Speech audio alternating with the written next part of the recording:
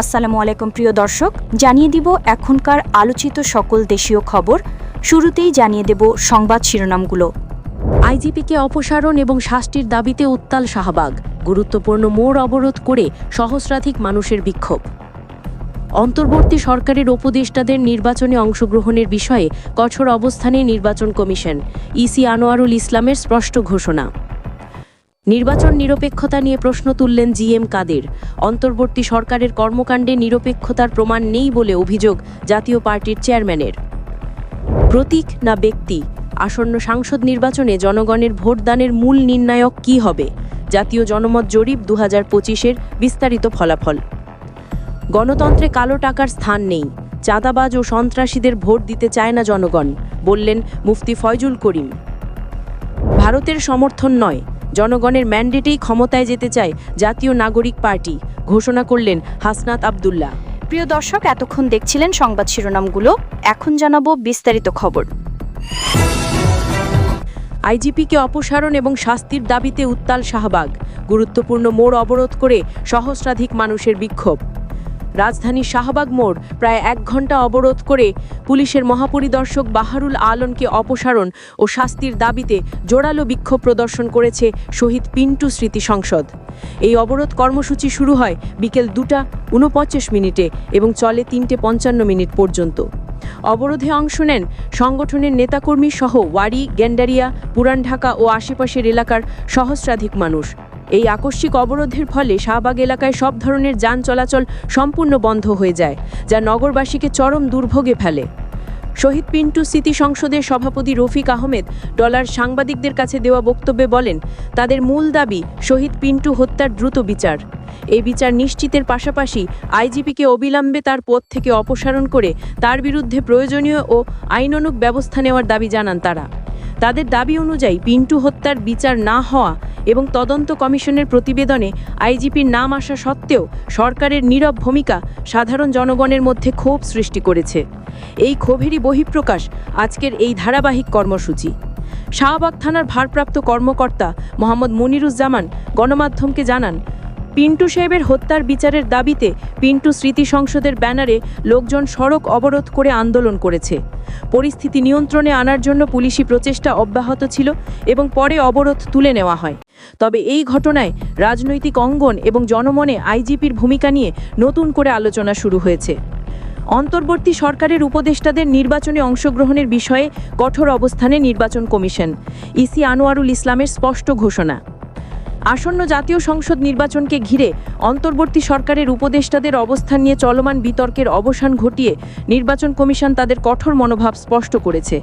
নির্বাচন কমিশনার মোহাম্মদ আনোয়ারুল ইসলাম ঘোষণা করেছেন, অন্তর্বর্তী সরকারের উপদেষ্টা পদে থাকা কোনো ব্যক্তি জাতীয় সংসদ নির্বাচনে অংশ নিতে পারবেন না, এমনকি ভোটের প্রচারেও অংশ নিতে পারবেন না। ইসি আনোয়ারুল ইসলাম জানান, কিছুদিন ধরেই এমন একটি আলোচনা চলছিল যে অন্তর্বর্তী সরকারের উপদেষ্টাদের মধ্যে কেউ কেউ ভোটে অংশ নিতে পারবেন, এমনকি তফসিল ঘোষণার আগে তারা পদত্যাগ করতে পারেন বলেও আভাস পাওয়া যাচ্ছিল। তবে তিনি নির্বাচনী আচরণবিধির কথা উল্লেখ করে বলেন, আচরণবিধি অনুযায়ী সরকারের কোনো পদে থেকে নির্বাচনী প্রচার চালানো সম্পূর্ণ নিষিদ্ধ। যেহেতু প্রচার চালানো যাবে না, তাই সরকারের পদে থাকা অবস্থায় কেউ প্রার্থীও হতে পারবেন না। এই বিধিনিষেধটি অবাধ, সুষ্ঠু ও নিরপেক্ষ নির্বাচন নিশ্চিত করার জন্য অপরিহার্য। নির্বাচন কমিশনের এই স্পষ্ট অবস্থানের ফলে অন্তর্বর্তী সরকারের উপদেষ্টাদের মধ্যে যারা নির্বাচনে প্রার্থী হওয়ার প্রস্তুতি নিচ্ছিলেন, তাদের পরিকল্পনা পুনর্মূল্যায়ন করতে হবে। নির্বাচন কমিশন চায় সব প্রার্থীর জন্য একটি সমান সুযোগের ক্ষেত্র তৈরি হোক এবং সরকারের প্রভাবমুক্ত একটি নির্বাচন অনুষ্ঠিত হোক। নির্বাচন নিরপেক্ষতা নিয়ে প্রশ্ন তুললেন জিএম কাদের। অন্তর্বর্তী সরকারের কর্মকাণ্ডে নিরপেক্ষতার প্রমাণ নেই বলে অভিযোগ জাতীয় পার্টির চেয়ারম্যানের। জাতীয় পার্টির চেয়ারম্যান জিএম কাদের অন্তর্বর্তী সরকারের নিরপেক্ষতা নিয়ে সরাসরি প্রশ্ন তুলেছেন। তার মতে, অন্তর্বর্তী সরকারের কর্মকাণ্ডই প্রমাণ করেছে যে তারা নিরপেক্ষ নন। তিনি আরও অভিযোগ করেন, সরকার কর্তৃক নিয়োগ করা নির্বাচন কমিশনকেও নিরপেক্ষ ভূমিকায় দেখা যাচ্ছে না। জিএম কাদের বলেন, যেখানে নির্বাচন কমিশন অন্যান্য রাজনৈতিক দলগুলির সঙ্গে নির্বাচন সংক্রান্ত আলোচনা করেছে, সেখানে দেশের একটি বৃহৎ দল হওয়া সত্ত্বেও জাতীয় পার্টিকে কোনো প্রকার আলোচনার আহ্বান জানানো হয়নি। এটি লেভেল প্লেয়িং ফিল্ড তৈরির পথে একটি বড় বাধা। তিনি মনে করেন এখনও পর্যন্ত সবার অংশগ্রহণে একটি অবাধ সুষ্ঠু নির্বাচনের পরিবেশ তৈরি হয়নি। একটি গ্রহণযোগ্য নির্বাচন অনুষ্ঠানের জন্য নির্বাচন কমিশনের উচিত সব দলের সঙ্গে আলোচনা করে তাদের উদ্বেগগুলোতে আমলে নেওয়া এবং সমান অধিকার নিশ্চিত করা। জাতীয় পার্টির চেয়ারম্যান দৃঢ়ভাবে বলেন, যদি এই অবস্থা চলতে থাকে তাহলে নির্বাচনের গ্রহণযোগ্যতা নিয়ে গুরুতর প্রশ্ন উঠবে। তিনি দ্রুততম সময়ে নির্বাচন কমিশনের পক্ষ থেকে সবার জন্য সমান সুযোগ নিশ্চিত করার আহ্বান জানান। প্রতীক না ব্যক্তি? আসন্ন সাংসদ নির্বাচনে সাধারণ ভোটারদের কাছে কোন বিষয়টি সবচেয়ে বেশি গুরুত্ব পাবে? জাতীয় জনমত জরিপ 2025-এ চমকপ্রদ তথ্য উঠে এসেছে। জরিপের ফলাফলে দেখা গেছে দেশের 51% মানুষ সংসদীয় নির্বাচনে রাজনৈতিক দল ও তাদের প্রতীক দেখেই ভোট দেবেন।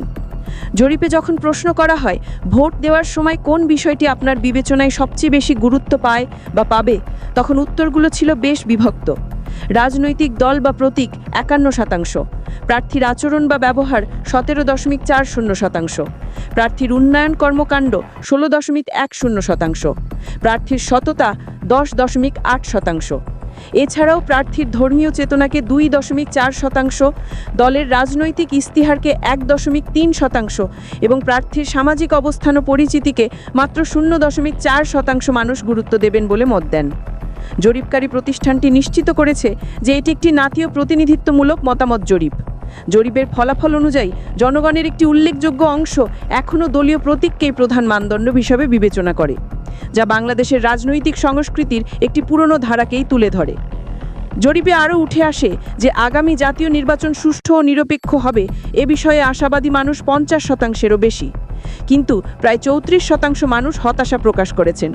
ইতিবাচক দিক হল 92% মানুষ আগামী নির্বাচনে ভোট দিতে যাবেন বলে মতামত দিয়েছেন। নারী প্রার্থীদের মনোনয়ন নিয়ে প্রশ্ন ছিল।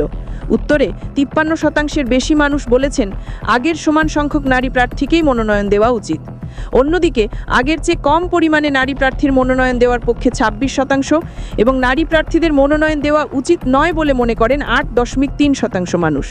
এই জরিপের মাধ্যমে দেশের মানুষ কতটা সরকার পরিচালনায় সন্তুষ্ট, কোন ক্ষেত্রে সরকার সফল ও কোন ক্ষেত্রে ব্যর্থ এবং রাজনীতিতে ধর্মভিত্তিক দলের প্রভাব কেমন সে সম্পর্কেও গুরুত্বপূর্ণ মতামত উঠে এসেছে। গণতন্ত্রে কালো টাকার স্থান নেই, চাঁদাবাজ ও সন্ত্রাসীদের ভোট দিতে চায় না জনগণ, বললেন মুফতি ফয়জুল করিম। ইসলামী আন্দোলন বাংলাদেশের সিনিয়র নায়েবে আমির মুফতি সৈয়দ মোহাম্মদ ফয়জুল করিম দৃঢ়তার সঙ্গে বলেছেন, বাংলাদেশের মানুষ চাঁদাবাজ ও সন্ত্রাসকে ভোট দিতে চায় না। তিনি বলেন, যারা বিদেশে টাকা পাচার করবে এরকম মানুষকে জনগণ দেখতে চায় না। তার এই বক্তব্য দেশের নির্বাচন প্রক্রিয়াকে স্বচ্ছ ও দুর্নীতিমুক্ত করার দাবিকে আরও জোরালো করে তুলেছে। মুফতি ফয়জুল করিম প্রশ্ন তোলেন, যারা এতদিন নির্বাচন নিয়ে জিকির করতেন তারা এখন কেন নির্বাচন নিয়ে নীরব? তিনি মনে করেন তারা মাঠ পর্যায়ে জরিপ করে দেখেছে তাদের পায়ের নিচে মাটি সরে গেছে। তিনি জোর দিয়ে বলেন, বাংলাদেশের মানুষ অনেক নির্বাচন দেখেছে, তবে আগামীতে তারা এমন একটি স্বচ্ছ, সুন্দর, গ্রহণযোগ্য ও নিরপেক্ষ নির্বাচন দেখতে চায় যেখানে পেশি শক্তির ব্যবহার হবে না, কালো টাকার ছড়াছড়ি থাকবে না এবং মানুষ নির্বিঘ্নে তাদের ভোটাধিকার প্রয়োগ করতে পারবে। তিনি অন্তর্বর্তী সরকারের কাছে লেভেল প্লেইং ফিল্ডের ভিত্তিতে একটি নির্বাচন উপহার দেওয়ার প্রত্যাশা করেন এবং মারামারি, দখলদারি নির্বাচন সংস্কৃতি ত্যাগ করার আহ্বান জানান। তিনি আরও বলেন, তারা সবাই একসঙ্গে একই মঞ্চে বসে নির্বাচন করতে চান এবং দেশের উন্নয়নে ও মানুষের অধিকার ফিরিয়ে দিতে সুন্দর পরিবেশ চান। ভারতের সমর্থন নয়, জনগণের ম্যান্ডেটেই ক্ষমতায় যেতে চায় জাতীয় নাগরিক পার্টি, ঘোষণা করলেন হাসনাত আবদুল্লাহ। জাতীয় নাগরিক পার্টির দক্ষিণাঞ্চলের মুখ্য সংগঠক হাসনাত আবদুল্লাহ স্পষ্ট করে দিয়েছেন যে তারা কোনো অবস্থাতেই ভারতের সমর্থন নিয়ে ক্ষমতায় যেতে চান না। তার মতে তারা জনগণের ম্যান্ডেট এবং সমর্থন নিয়েই ক্ষমতায় যেতে চান। তিনি বলেন, আমরা কোনো আনহোলি নেক্সাসকে ম্যানেজ করে ক্ষমতায় যেতে চাই না। তিনি জোর দিয়ে বলেন, জনগণ যদি তাদের ম্যান্ডেট দেয় বা তারা যদি মনে করে দলটি ক্ষমতায় যাওয়ার উপযোগী, তবেই তারা যাবেন। কোনো মিডিয়া বা মিলিটারি নিয়ন্ত্রণের মধ্যে দিয়ে কিংবা পাশের দেশ ভারতের কনসেন্ট নিয়ে তারা ক্ষমতায় যেতে চান না। হাসনাত আবদুল্লাহর মন্তব্য বাংলাদেশের রাজনীতিতে আন্তর্জাতিক প্রভাব নিয়ে চলমান বিতর্কে এক গুরুত্বপূর্ণ মাত্রা যোগ করল। উল্লেখ্য, হাসনাত আবদুল্লাহ সম্প্রতি জুলাই গণ অভ্যুত্থানে প্রথম শহীদ রংপুর বেগম রোকেয়া বিশ্ববিদ্যালয়ের ছাত্রী আবু সাইদ হত্যার ঘটনায় মানবাধিকার বিরোধী অপরাধের মামলায় 22 নম্বর সাক্ষী হিসেবে ট্রাইব্যুনাল 2-এর বিচারিক প্যানেলে জবানবন্দি দিয়েছেন। তার সাক্ষ্যদান এই মামলার বিচারিক প্রক্রিয়াকে আরও এক ধাপ এগিয়ে নিয়ে গেল। প্রিয় দর্শক, এই ছিল এখনকার গুরুত্বপূর্ণ নিউজ। আরও গুরুত্বপূর্ণ নিউজ নিয়ে ফিরছি কিছুক্ষণের মধ্যে। নিউজগুলো সবার আগে দেখার জন্য এই চ্যানেলটি সাবস্ক্রাইব করে আমাদের সাথে থাকুন। ধন্যবাদ।